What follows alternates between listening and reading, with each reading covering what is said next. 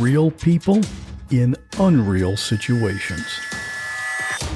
There is a man standing in front of me in my bedroom. My friend has been shot. I'm literally inside the river, and I'm inside my car. He had told me multiple times that he was going to set himself on fire. If you say my name or try to look at me, I'm going to kill you. And he was just sobbing. He said, Mom, tell me you're going to be okay. And I jumped on the hood of the car, and I held on. And I looked into the garage, and he was hanging from the rafters. I had somebody standing on my neck.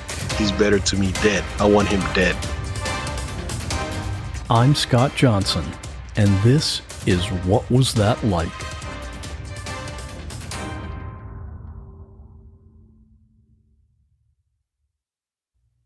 Hey, this is Scott, the host of the show, and this is a bonus episode.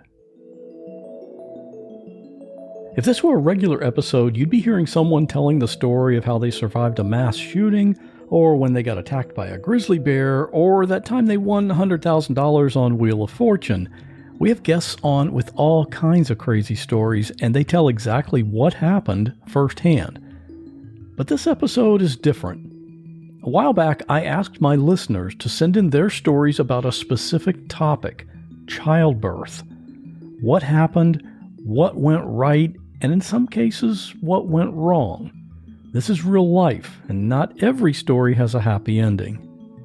I also wanted to let you know about a special story that I got from Sylvia in Australia about her experience with postpartum psychosis. This is a very unusual story. Sylvia recorded it, but there was an issue with the audio, so I couldn't include it in the actual podcast. However, you can read it in the show notes for this episode at whatwasthatlike.com/91. I really enjoyed hearing these stories, and to those who sent one in, thank you. And if you have a story about something unusual that's happened to you, not necessarily related to childbirth, but anything unusual or interesting, hang around and at the end I'll tell you how we might be able to use that here on the podcast in a future episode. And now, let's hear about those babies. Hi, Scott. This is Christy from Mississippi. I have an interesting childbirth story that I wanted to share. On January 20th, 1997, I was pregnant with my second child, a daughter. I woke up around 4:20 a.m. with contractions about 5 minutes apart. My husband and I left home shortly after 4:30 a.m. and dropped off our 2-year-old son at the babysitter's. We headed south for a 45-minute drive to the hospital. At this time, my contractions were 4 minutes apart, but soon after that, they started getting closer and a little bit stronger, but I still wasn't too alarmed. I told my husband to call our parents and let them know that we were on our way, but to tell them not to rush because it would be a while. However, my daughter had other plans. We were about 15 minutes from the hospital when my water broke, and I could tell that my daughter would be born very soon. My husband kept driving, and he was about to pass under an interstate when the time had come. I could feel the baby starting to come out. My husband pulled over and he called the highway patrol from the car phone and was immediately connected to the ambulance service dispatcher. By the time the ambulance arrived, my baby was here. Her father wrapped her in his leather jacket because it was a very cold night. After a quick ride in the ambulance, we arrived at the hospital. Thankfully, everyone was healthy and we had quite a story to tell. Not only did we get an applause from the doctors and the staff as we were entering the hospital, but 2 local newspapers came and interviewed us about the experience. None of our family made it in time to see the birth, and they actually had no idea that she had even been born in the car until a baby with our last name was brought into the nursery. It was definitely a crazy experience that I would not recommend to anyone else. Thanks, Scott, for letting me share. I'm a mother of 2. I have 1 girl and 1 boy. There's a huge age difference. I had some fertility issues, but I had my baby. My daughter was 13 at the time when my son was born. It's been 3 years now since I've had him, but during my pregnancy, I was induced at 41 weeks because I was measuring at 35 weeks, so we figured he'd be rather small.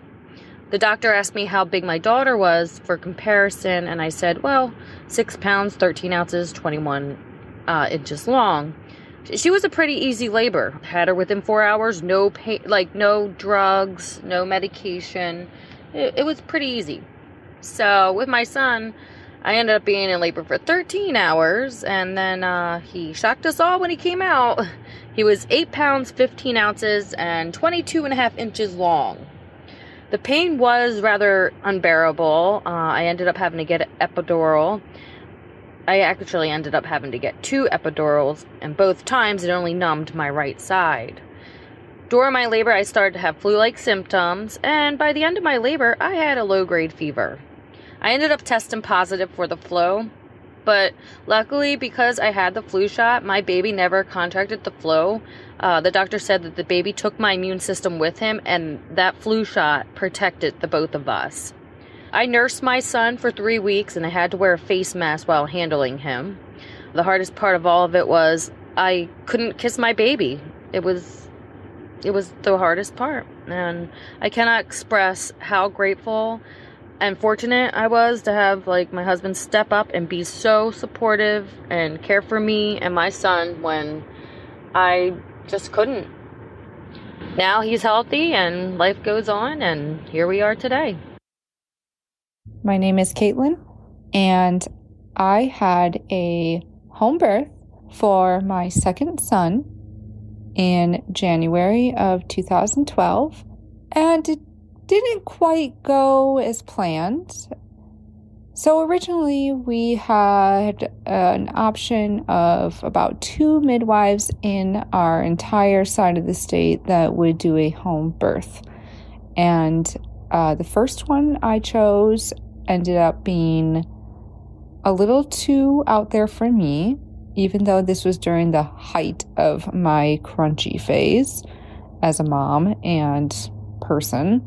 So we ended up going with the second one, who was a midwife that was also an RN, a nurse midwife.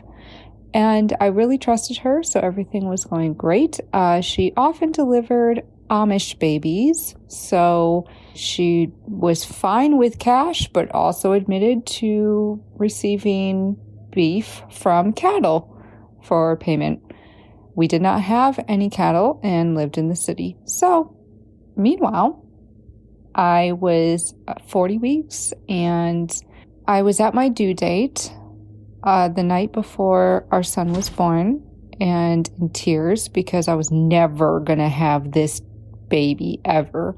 So the next morning, not even, it was 2:30 a.m. I woke up and was in full-blown labor. And so this, from start to finish, was about 4.5 hours.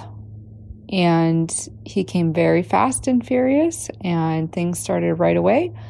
Yet my husband thought this was a good time to maybe go back to sleep while I bounced around on a yoga ball in our living room. So after a couple hours of that, I essentially kicked him and told him it was time. But by that point, it was way too close to time. So he called his mother, who lived about a mile from us, and she was a seasoned labor and delivery nurse. She still is for many years. And she rushed over to take our oldest son over to a neighbor's house, but also stuck around because she noticed things were progressing very quickly.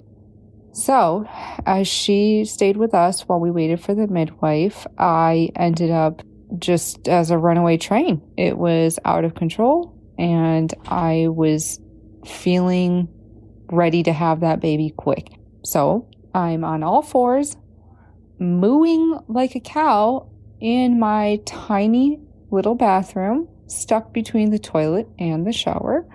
And my mother-in-law is humming away in the kitchen, enjoying herself while she hand washes dishes and dries them and brews coffee and yells out to me how I'm just doing fine, honey. And I wasn't pleased. I did not care for the scent of coffee, so I hollered about that and started screaming, "Who the fuck is making coffee?" It was her. So, as I move away, my husband is calling the midwife and saying, "It's happening now. Something's happening." And she said, "Don't worry, honey. I've talked to many fathers through delivering their own babies before. It's going to be fine. And he said, well, then call one of them. I'm not equipped for this.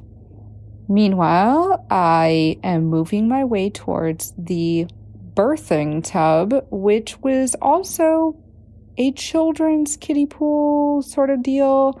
It was something I ordered from Texas online with my birth kit. And it was a small swimming pool you would normally put in your driveway, but this time it was in our living room, and it was covered in really happy sea creatures, smiling sharks, some jellyfish. Either way, they were there only to serve as an anger focal point for me later.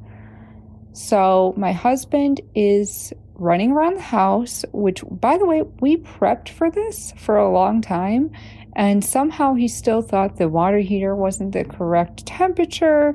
He threw on a tool belt for some dumb reason and was trying to hook up a garden hose to our kitchen sink to fill the tub. Once the tub was filled enough and at the correct temperature, I got in and continued mooing. Later, I realized I had to push, and midwives were not there. My mother-in-law was kind of concerned that the baby was going to be coming out very soon. So I screamed at her, will you please check me for dilation? She did, which stands to be one of the weirdest experiences in our entire relationship, where my mother-in-law put her whole hand up my birth canal, but also had to grab a nearby lamp to shine it up my, So that went good. And she said I was almost ready, but to try to hold on till the midwives got there. So that was not happening. My body just started pushing that baby out. It's like telling someone to stop throwing up mid-vomit. Can't stop it. It just was happening. So I'm pushing this big honking baby out when the midwives are trying to haul their oxygen tanks up the steps and in the house. And my water had already broken. The baby was coming, and he was there within 20 minutes or so. That went smoothly. He was healthy. We were all overjoyed. There was more shouting from me about donuts and wine at 10 a.m. And after that, we had all our families come over later. Well, my mother-in-law and father-in-law are long divorced, do not speak at all. But over that past year, my mother-in-law bonded with my husband's stepmother, and they had a little Maltese dog, a female, and decided to breed it with my mother-in-law's male Maltese. The puppies were born approximately 5 days before our son was born at home, and one of those puppies was promised to my parents. So all the families gather in the living room to welcome the new baby, but it turns out they only wanted to talk about how bad they felt for Lily, the female Maltese, while she gave birth to 5 puppies. Meanwhile, I'm sitting there in the living room, stitched up on the couch that I had just given birth next to hours before, and they all wanted to show off pictures of the puppy, everything. I don't think they really even noticed there was a human genetically related child next to them, or literally in their arms, that a human woman, myself, had just pushed out this 8-pound, 10-ounce grandson for. So it went really well, and thank you for listening to my home birth TED Talk. I was 19 when I had my son.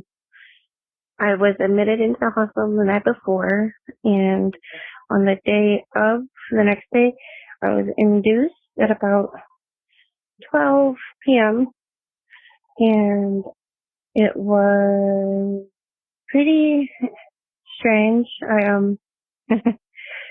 I remember walking around a lot because I felt really restless. I got up one time because I'm like, I have to use the restroom, and just peed on the floor, and I was like, I should clean that up because might as well do something with myself. And the nurses were like, oh no, they can do that. And I felt bad. So anyways, as time goes on, contractions start, everything happens. I got the epidural, but the epidural only works on half of me vertically. So my leg was numb and my arm was numb, and that was it. And so I felt just about everything almost.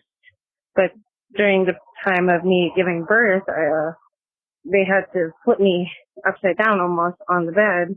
And I remember I was upside down and I passed out. And then when I woke up, I was right side up and my son was out of me. And I don't remember much because I was quite out of it, obviously. And I was bleeding profusely, apparently. I remember my my midwife was panicking because she's like, we have to get you stitched up. This is really bad. And when they were doing that, they handed me my son, and I was shaking so badly. I had no strength, and I had to hand him over, unfortunately, because I'm like, I don't want to drop him. And so I had to give him back to the nurse. I'm like, I have to give him back to you. This is happening too much because the midwife, her stitches kept slipping, and I felt all of that. And I just remember telling the midwife, please don't make it hurt, please don't make it hurt. And everything went well. Though after that, I had to be on iron supplements. After the fact, I found out that I almost died of blood loss. My son was born healthy. This is Kristen, and this is the story of my first time giving birth. So actually, I was born at home, and I think that really influenced my ideas about what I wanted my giving birth experience to be like. So when I was pregnant, I was planning for a home birth. And my parents drove out to Denver, where we lived, and they were going to be there for the birth of my baby and a little bit after to meet their newest grandchild. So the day that I was in labor, my mom and dad were there. My mom was making me food and rubbing my back. And it was just really nice to have my mom there. And we were in touch with the midwife a little bit throughout the day, but every time we talked to her, she said, oh, it sounds like textbook early labor. So later in the day, my water broke. And so that was one of the indications of calling the midwife to say, come now. So we did. And so she said, okay, she was on her way. And then after they hung up, my mom told my husband, you need to call her back. I am seeing something when Kristen has a contraction.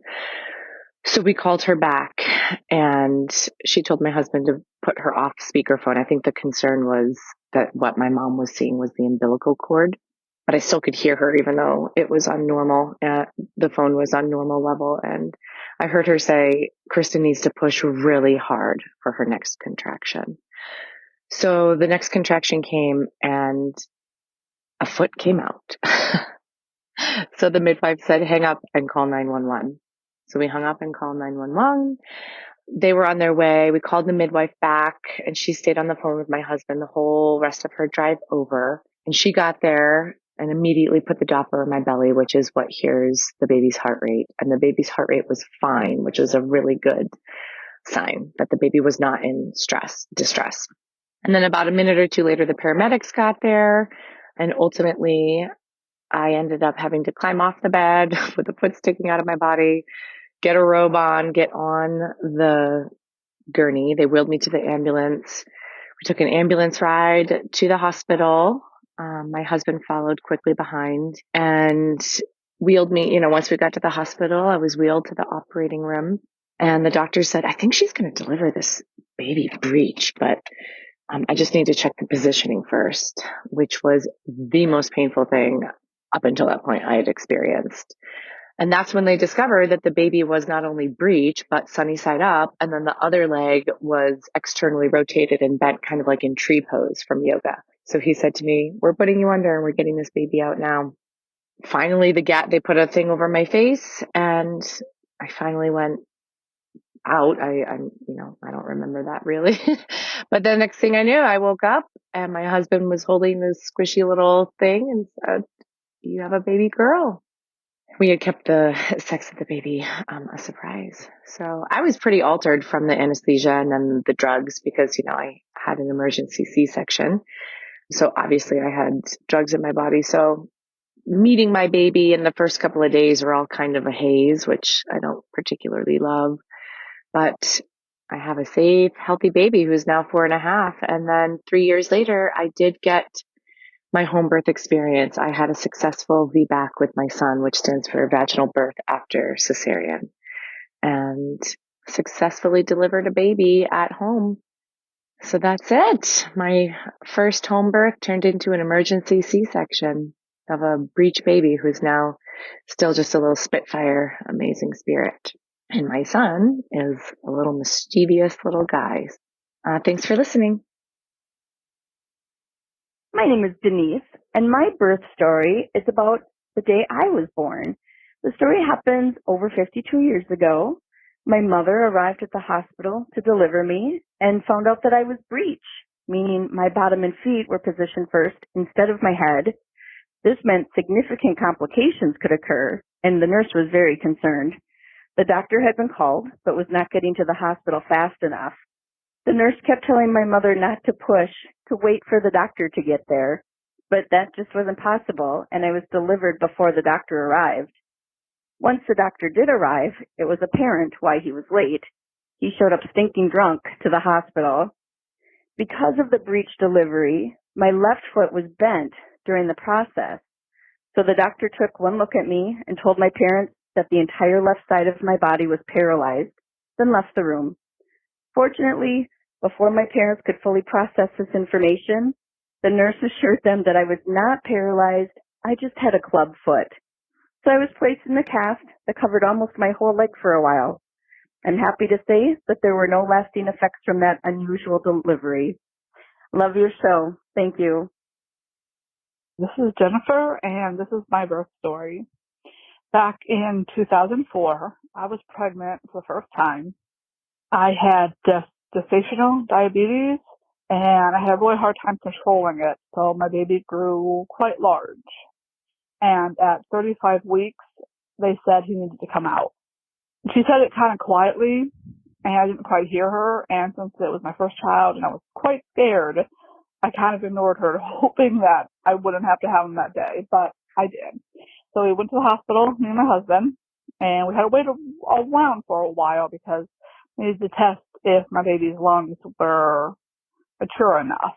And so I did the test, and I waited about 8 hours, and about 8 p.m. on November 4th, 2004, my son was born. He was born at 35 weeks, but he weighed 10 pounds, 8 ounces. He was quite large. He seemed okay. They did put him in the NICU to make sure because he was born so early, but he did okay. He got to go home.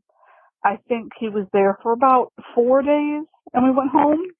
I was at the time trying to exclusively breastfeed. I was doing what everybody told me to do. They showed me how to put him on.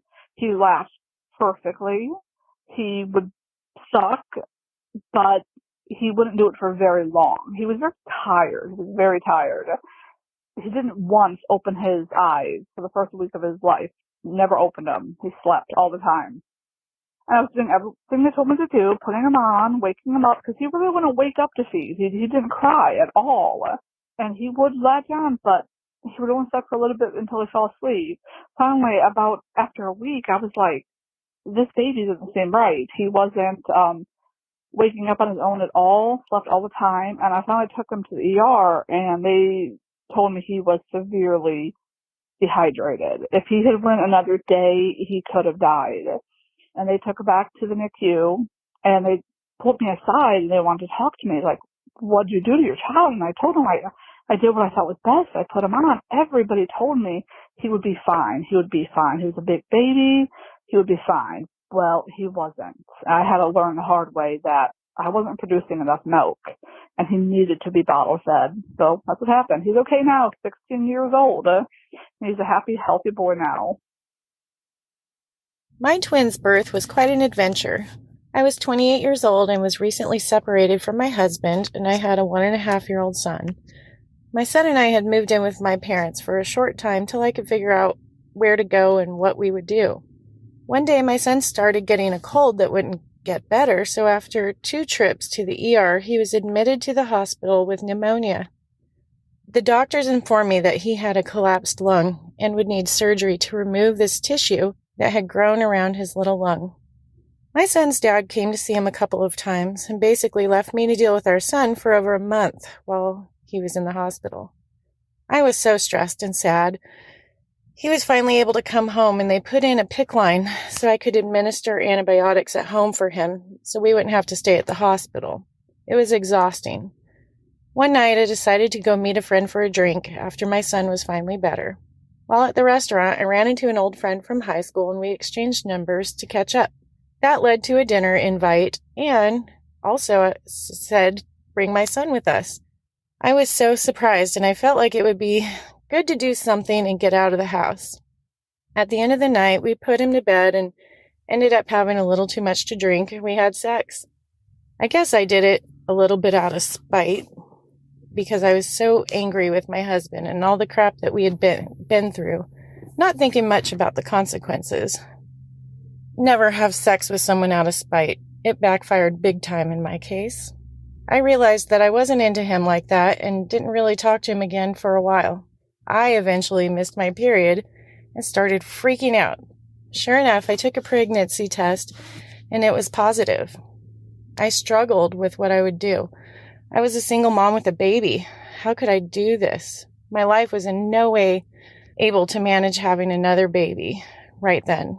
So I decided to tell him, and he said, whatever you do is fine with me. At the time, I felt that there was no option but to have an abortion.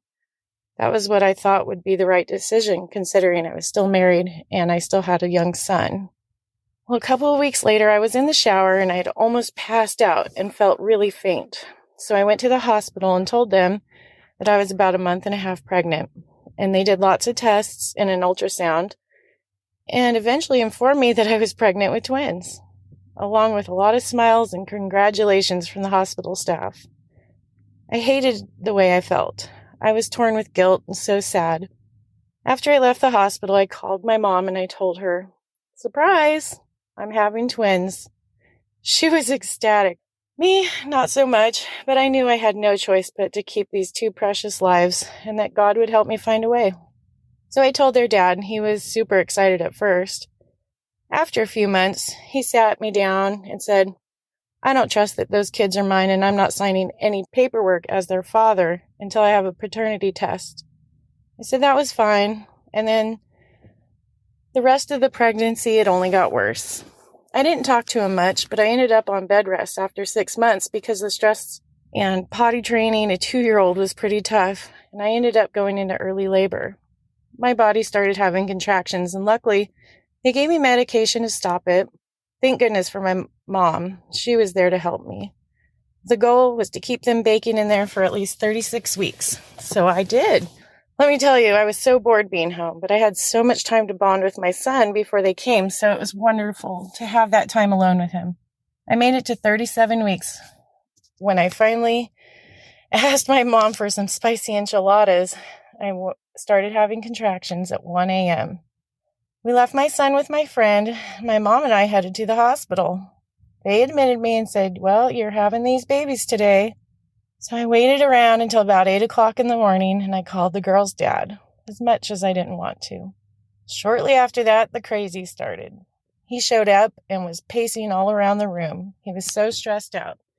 Apparently, he called everyone he knew because soon a parade of his mom, grandma, sister, aunt, 2 best girlfriends, his 2 best guy friends, they all showed up in my room while I'm in excruciating pain in my bed.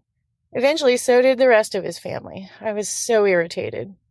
After hours of this, I begged the nurse to get them all out of there.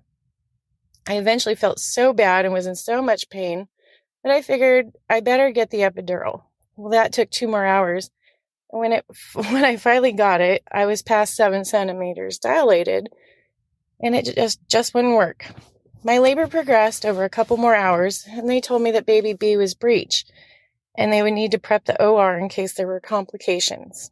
Luckily, baby A was in position and head down, so she came out with no problems. They assured me that they would be able to probably deliver baby B breech if they had to. Best case was that with the extra room after the first one was born would allow her to turn around. So after some cussing and major pain, they said I was ready to deliver her. I wanted my mom to come in there with me, but their dad argued with her that he should be there. I was so mad, but I said fine. Really, after a few pushes, he asked if he should hold my hand or something. I told him, do not touch me. This is all your fault. So he didn't, and a couple minutes later, out popped Miss McKenna. She was 6 pounds and 3 ounces. This baby had dark hair, and I'm blonde, so I was surprised. Then their dad said, well, my hair isn't that dark. I knew that those weren't my babies. I was so mad. How dare he say such a thing at that time? As I'm catching my breath, they told me that I had dilated back down to 7 centimeters and would have to continue laboring until I got back to 10 centimeters. I was shocked. What do you mean? How long is that going to take? They said, well, it could be half an hour or it could be hours. We don't know. So they wheeled me and the baby back into the room to continue laboring. I was miserable. I begged for another epidural, and they said they had to order another one, and it could take a while. And I'm like, what? It's still in my back. Just get another dose. Anyway, the only name that we agreed on at that time was McKenna. I wanted to name baby B Lillian after my grandma and great-grandma from Sweden. He felt that this was a great time to argue with me about names and refused to agree to anything that I liked. This should have been a warning that I would be dealing with this kind of thing from him for the rest of their lives. My mom finally asked him to stop, and he wouldn't, so that same sweet nurse asked him to leave the room. The nurse had left, and about 2 hours later, I felt this big bloop, and that baby dropped her head down low. And man, the pressure was unbelievable. I told my mom in a panic to get the nurse because she was coming out. So the nurse came in very nonchalantly and said, oh, that baby isn't coming. But I said, yes, she is. I could feel her head. So she checked me and sprung into action. She flung open the curtain, ran down the hall, calling for the doctor. Now I'm glad that the epidural didn't work because I would not have felt her coming.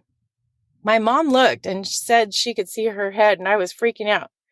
Her dad came back in the room by that point, but luckily he was able to keep quiet. As soon as the doctor walked in the door, the baby came out all on her own. I didn't push her or anything. My body just pushed her out, and he caught her just in time. My mom thought she was going to have to deliver her if he didn't make it. Out came my sweet baby without a name. She weighed 6 pounds and 13 ounces.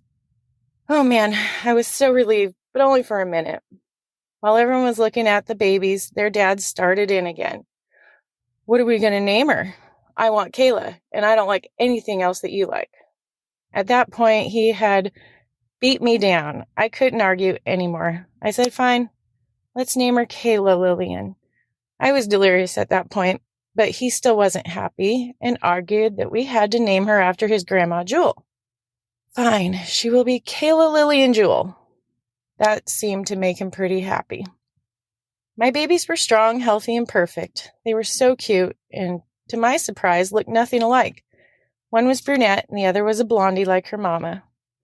The next day, a lady came in with the birth certificate paperwork, and since he didn't want his name as the father until a paternity test was done, I put the last names as mine.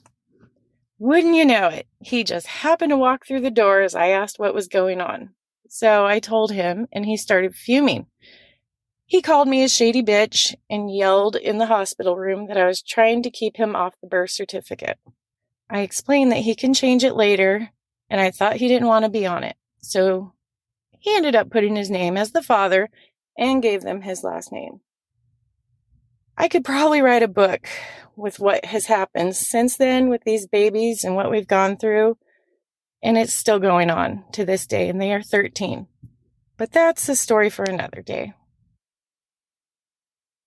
When my mother was pregnant, it wasn't standard to go to the doctors every single month or have an ultrasound unless the doctor had concerns.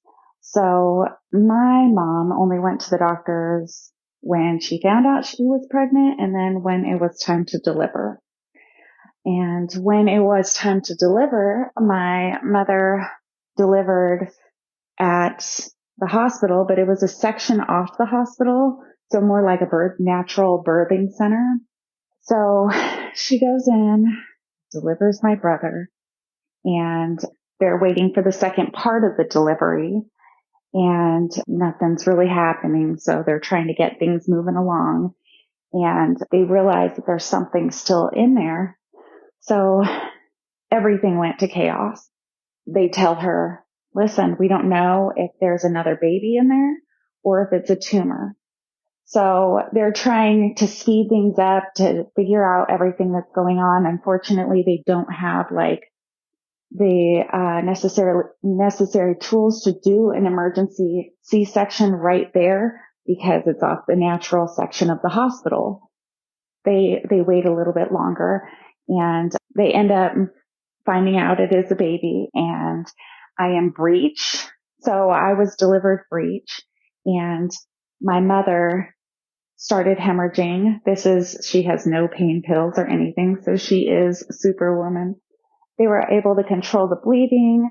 The umbilical cord was wrapped around my neck, but thankfully I was okay, and I was the surprise of a lifetime. And since then, they did make a rule at that hospital that anybody having a baby in the birthing center have at least one ultrasound just to confirm there's no twins.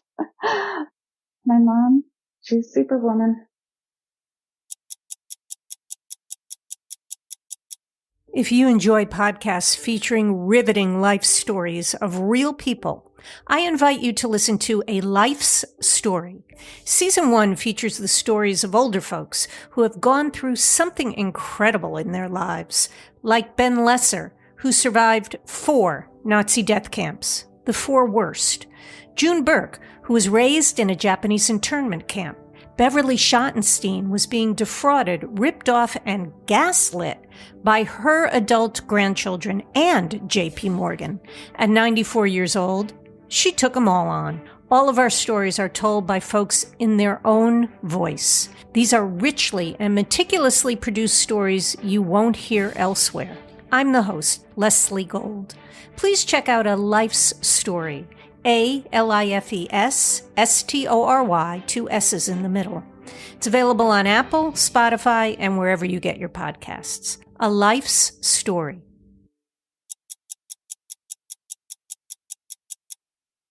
My name is Christy.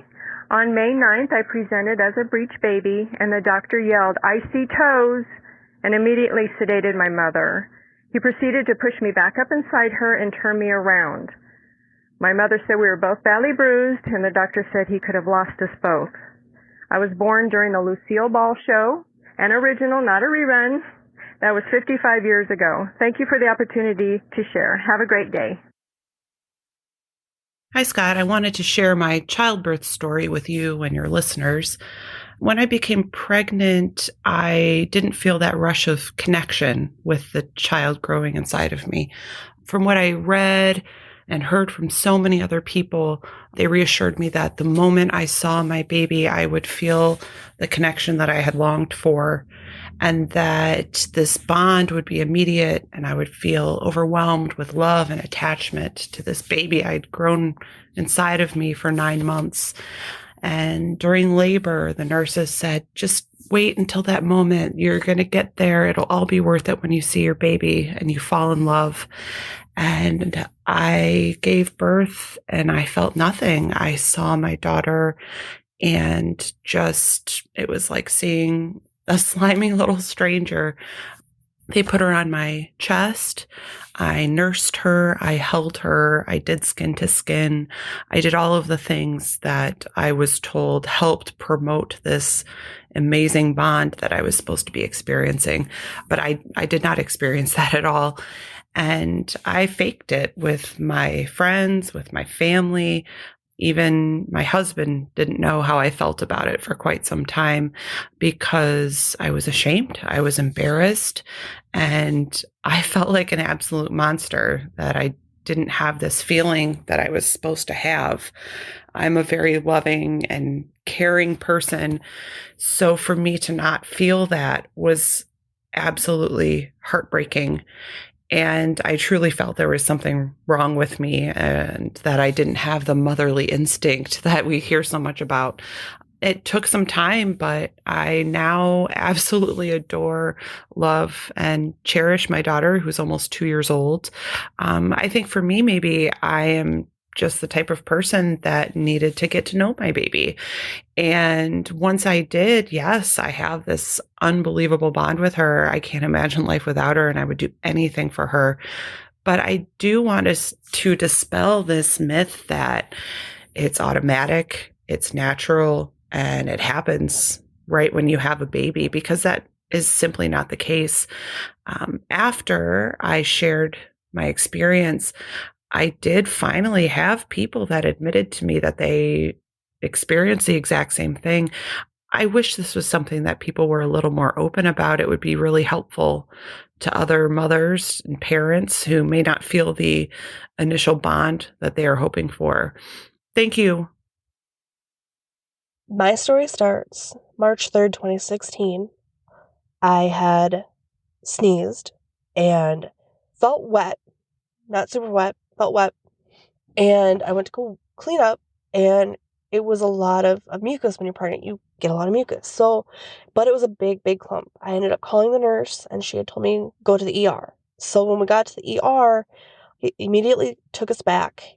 I did the test for water breakage, and my water had broken. I was only 21 weeks pregnant that Saturday, so a couple days later on, it would be the 22-week mark. They checked me into the room, and they had me hooked up to the monitor for the heartbeat, and I had IVs. They would check on me every now and then, but they never really told me, hey, you're going to lose your kid. They never really told me, so, this is what's going on. As in, you're only 21 weeks pregnant, and it's not looking good. Your water shouldn't have broken. Let's check out your cervix. Let's do something. It was just, lay here. If the baby reaches 23 weeks, it'll be great. We'll be able to help a little more. So I laid in that bed. I laid in that bed and laid in that bed and laid in that bed. Very naive and stupid. The very next day, we had an ultrasound, and there was still some fluid in the womb, and he looked fine. He was moving. He had a strong heartbeat. So they were, okay, just lay in bed. Everything's, not good, but it's not great. Your water is leaking.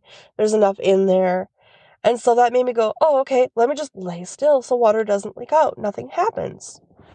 Well, later on, I got up to go to the bathroom, and I wiped. When I wiped, I felt a bulge, like his head was coming out, because we found out it was a boy. And I screamed. And all I could think of was I screamed like the horror films. And my fiance bursted into that room, and we called the nurse, and come to find out it was the sac of which our son was starting to protrude. So I'm like, there's no way in hell I'm getting up out of this bed. I'm not getting up out of this bed. Time goes on, and I'm laying there, and I'm going in the urinal pan, and I'm not moving. I'm uncomfortable. I can't sleep. I can't move. I don't want to move. Third day, March 5th, they were telling me, nope, you got to go home. Your insurance doesn't cover.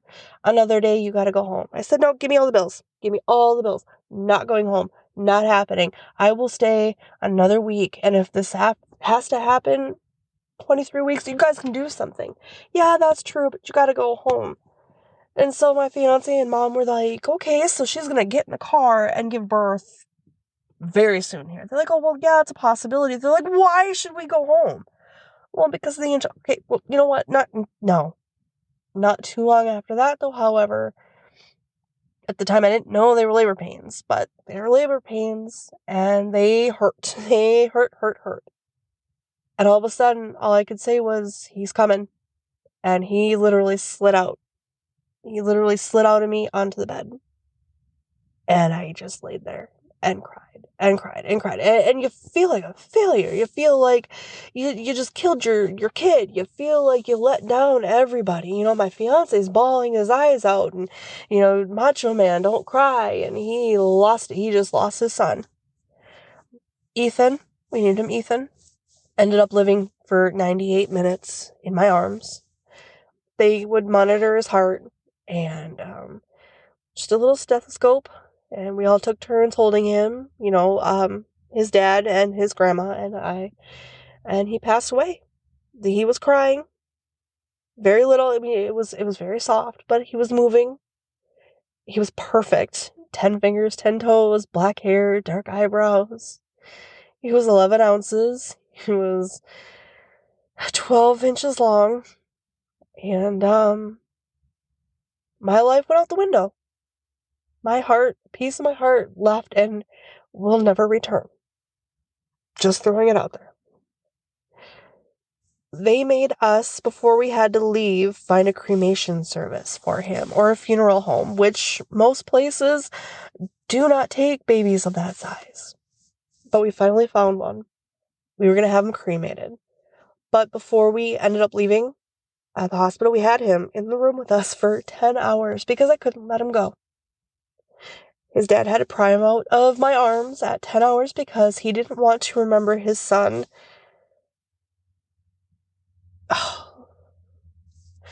Not in the way he was born. When a body is deceased, it turns, and he didn't want us to remember him that way. So he had to pry him out of my arms. We ended up bringing him down the hallway, and there's a whole bunch of babies crying, and I heard a woman screaming in labor, and all I could think of was, I am a failure. I suck. My kid's dead. I'm never going to get to see him again. And it was the worst. So we ended up getting to see him one last time before he was cremated. That was hard. Very, very, very hard. Let him go. He's cremated. He's in a very small little urn in the bedroom, and he's in a heart around my neck. 5 years later, I'm all right. You know, I get triggers. There's certain songs, you know, seeing kids that would be 5 years old now or so on. I have triggers. But I'm better than, you know, lots of people would think I'd be. I wanted to take some time and talk about October is Pregnancy Infant Awareness Month. Just please, everyone, if you could do a little favor that would help a lot of moms and dads out who have lost a child. Just do a little research on what to say, what not to say, things like that, because I've been through so much of people saying certain things that they're well-meaning, but when you've lost your whole future, you've lost hope, you've lost memories that you're never going to be able to even hold, except for the ones of your son in your arms who's not alive. There's some things that just shouldn't be said, you know, and everyone wanted that pregnancy. It's not, oh, you can try again. Stuff like that. There's things that you just don't say. Anyways, I'm going to just stop here. Thank you so much. Thank you. Hi, Scott. My name is Lindsay. I'm adopted, and I've met my adoptive parents. I also have given up a daughter for adoption and met her as well and have a relationship with her. I have had an ectopic pregnancy resulting in emergency surgery, and I have had 2 healthy children, my daughter who's 11 and my son who is 6. Although I wanted to focus on my son and his story for this message. I found out I was pregnant pretty early on in my relationship with my son's father, about a month into it. We had gone to several doctor's appointments, and he was growing faster than he should have. And it turned out that the placenta had separated from the wall, and it caused polyhydramnios, which is the excess of amniotic fluid in the uterus. So it was like akin to him swimming in a Olympic-sized swimming pool and babies usually are in a little bathtub of amniotic fluid. As we were going through, it kept getting larger and larger, and I ended up being hooked up to heart monitors every other day for both him and myself. And it eventually caused kidney failure around the seventh month mark. And once I was in the hospital for about a week for that. And then after that, we got out of the hospital. We started having ultrasounds every single week, along with coming in every other day for the heart monitors. And we found out that I had preeclampsia. And then on his due date, or not due date, a month before his due date, sorry, I went in just like any other day. They took my blood pressure, and it turned out my preeclampsia had turned into eclampsia, and they told me to notify his father and anybody else I needed because I was going to be taken back and I was having my son that day. So they induced labor and gave me the epidural and everything. As we were going on, I kept pushing and pushing, and he would not emerge. And we found out later that we had a naturalist doctor, so she was very intent on me giving birth naturally. And as we found out later, it wouldn't have been feasible. Nat had made it from work, and my dad had come down from work, and we stayed awake all night. This doctor kept making me attempt to give birth, and he would not come out. So everyone was staying up for like 24 hours.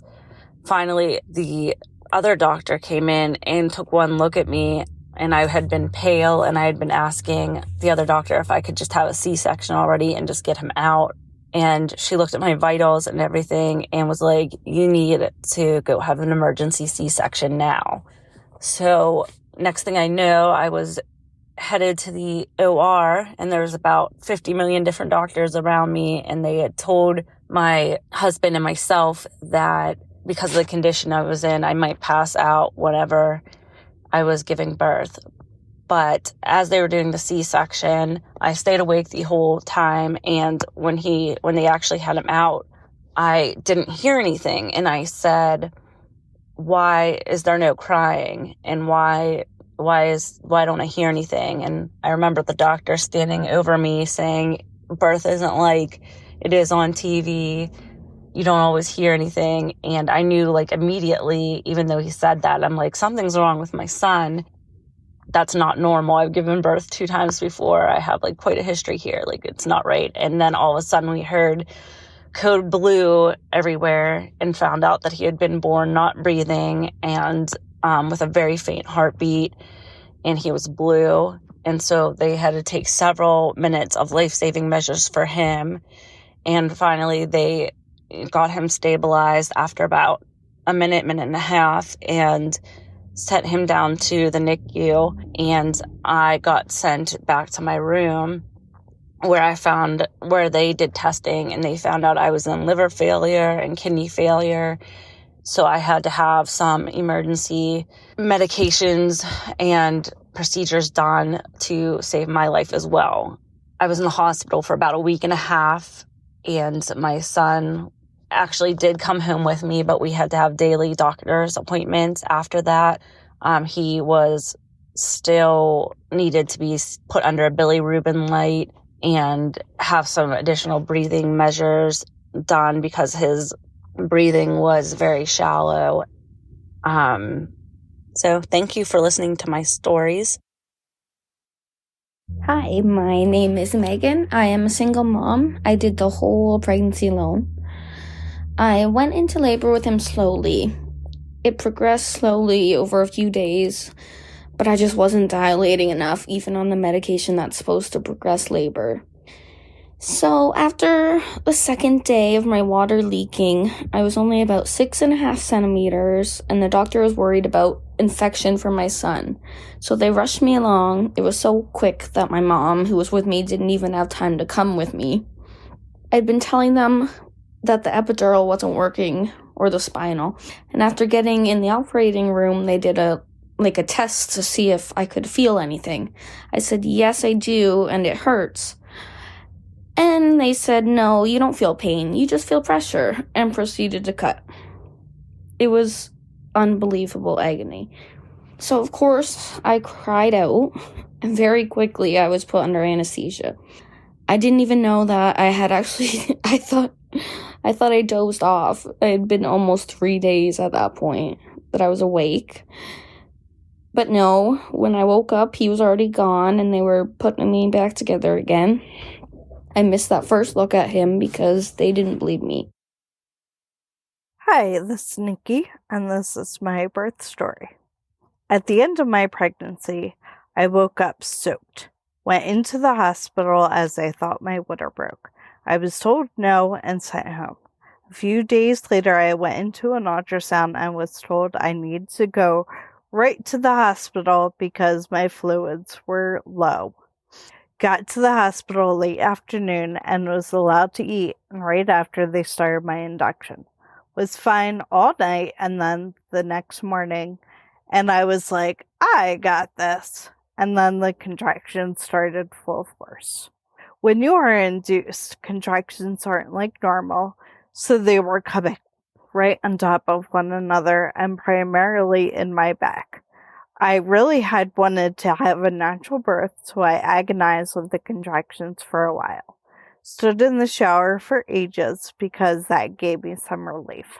Finally came out, and the nurses tried to help me find a position that would help with the pain, but nothing helped. I felt like my back was being broken over and over again. So I got an epidural, and my blood pressure plummeted. A few hours later, the epidural wore off again because I was still in labor with no end in sight. Got a second epidural, and again, blood pressure plummeted. And again, it ran out. But this time they tried giving me a smaller dose, and I was fine. But still no baby. Was super uncomfortable. Had sciatic pain, despite the fact I should be numbed. Had horrible heartburn and ended up throwing up everywhere. And then the second night. And my water finally broke, but still nowhere near dilated enough. Finally, about 3 p.m. on Sunday, Mother's Day, I was finally ready, and I pushed for 3 hours. My daughter was not happy about being evicted and shoved her shoulder in protest. And she decided to poop. Midway finally called the doctor in, and he finally got my little girl out. Only for her to need to be whisked away for care as she was gray. I had a lot of tearing as well, so I didn't get to do skin to skin, and my husband did not get to cut the cord. Thankfully, my daughter bounced right back, and I got to hold her about an hour or so later, and she looked right up at me, and I swear she smiled. And I decided the baby-making machine was closed for business. Hi, my name is Rebecca, and my labor and delivery story is a little bit funny. Starts off a little sad, though. When I was in school to become a registered nurse, I had an acute illness that almost resulted in death. And after that illness, I thought that I didn't want to return to school because things change a lot when you're on the other side of that bed and you're seeing things as a patient. But one of my professors talked me into coming back, and I credit her for the fact that I graduated. When that professor is not teaching, she is the head of the labor and delivery unit at our local hospital. So a year after graduation, when I was going to have my first child, I immediately wanted her. The second that the pain started, I was in denial about it for a couple of hours, saying, no, this wasn't labor. It was a little early. I was just having Braxton Hicks contractions. But eventually my husband talked me into going to the hospital as he was in quite a panic. He was not happy that I made him wait at the house so that I could wash my hair and shave my legs and repack my bag. But when we finally got in the car to go there, we had to take the dog downtown to drop her off at a friend's house. And then since it was the middle of the night, all the traffic lights seemed to be stopped. So my husband ended up running traffic lights, and he ran through some train tracks because he couldn't see the train coming. And he said every time that he stopped, I had another contraction, and it freaked him out so bad that he felt the need to drive through. So we got to the hospital, and I waddled inside, and all I could get out between my contractions was asking the unit clerk where my professor was, because I just knew she had to be there. And luckily she was. I was still in denial that I was in labor. When I finally got to a room and everything, I ended up having the baby within 3 hours of arriving at the hospital, which is not actually very healthy. If you're in active labor for less than 4 hours, it's considered precipitous, and it's not the healthiest thing for a mother or a child. But everything ended up being okay. My doctor was busy with someone else in another room, and all I wanted was for my professor to stay there and deliver my baby. And she almost got to at the very last second. The doctor ran in the room, but my professor handled everything from the time I got there until after the baby was out. And I was absolutely delighted that she was the one that got to do everything, because I do credit her for the fact that I became a registered nurse, and now I'm in school to become a doctor of nursing. So I credit her with that as well. I'll be a family nurse practitioner just like her, and that makes me really happy. Hi, Scott. My name is Jen, and I am calling in to tell you my story. So after 9 months of carrying my firstborn and delivering him, on my very first night home from the hospital, I laid down in my bed next to his bed, and I immediately sat up as fast as lightning as I realized for the first time that I finally know another person who shares my DNA. I cried hysterically. I am an adoptee whose records were sealed until 2019. This was 26 years ago, and I now have 3 children. I did an ancestry test and finally had my biggest wish fulfilled, or so I thought. I found my biological family, including a full sister, which was where the awful insanity began. Some secrets are meant to remain secrets. Also, when I had my second child, she was born, I ended up with a pelvic thrombosis blood clot headed for my lungs, which could have given me a massive heart attack at 26 years old, and I had not. If I had not been rushed into the hospital, the emergency room, I may have had a massive heart attack. Keep in mind that I had no health history info at the time. Doctor after doctor asking me if there's heart attacks or clotting in my family. For all I knew, maybe my bio mom died when she had me from the same condition, as this was back in 1997, and I still didn't have any medical history or any knowledge of who my biological family was. So I thought that was kind of maybe what you were looking for in an interesting birth story, and thank you for letting me share. Well, that was fun. Hey, remember to check out Sylvia's story on the website page for this episode. And now, before we end this one, I'd like to ask for some feedback from you. Yeah, I'm talking to you, because you're the listener, and you are the most important part of this whole thing.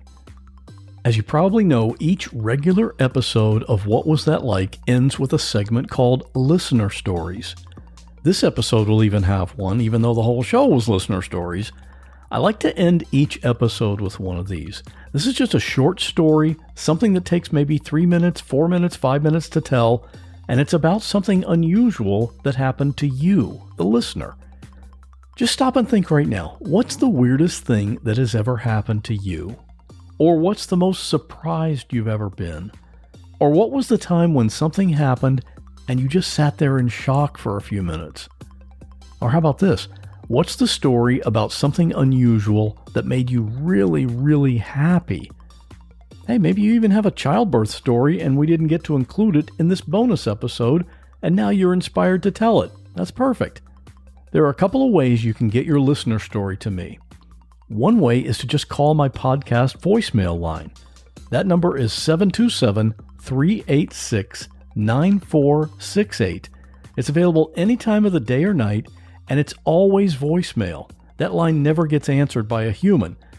But when you call that number, you have a 3-minute voicemail recording that you can do. Now, what if you get partway through and you get confused or you mess up your words or something? No big deal. Just hang up, call back, try it again. You can do that as many times as you want until you get one that you're happy with. So that's one way. But what if you're outside the US and can't call a US phone number? Or what if your story is one that takes longer than 3 minutes to tell? Well, that's great. If that's the case, you can just record the audio on your phone. The app that I use for this sometimes is called HiQ. That's just H-I, then a dash, then the letter Q. It's a free app that I use on my Android phone. I think iPhones already have an app like that. So you can just record the audio and then email that audio file to me at scott@whatwasthatlike.com.